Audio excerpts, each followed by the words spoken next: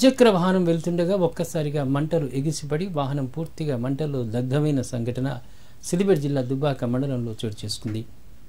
మండలంలోని ఆకారం గ్రామానికి చెందిన గౌరీ రాజుగౌడ్ స్వగ్రామం నుండి దుబ్బాక వైపు వెళ్తున్నాడు. ఈ క్రమంలో బైకు నుండి పొగలు రావడం గమనించి వాహనాన్ని పక్కన నిలిపేశాడు. కాసేపటికే బైకు నుండి మంటలు పెద్ద ఎత్తున ఎగిసిపడడంతో స్థానికులతో కలిసి మంటలు ఆర్పే ప్రయత్నం చేసినప్పటికీ ఫలితం లేకుండా పోయింది. అప్పటికే మంటల్లో వాహనం పూర్తిగా దగ్ధమైందని వాహనదారుడు వాపోయాడు. ఈ ఘటనలో ఎలాంటి ప్రాణ నష్టం జరగకపోవడంతో స్థానికులు ఊపిరి పీల్చుకున్నారు.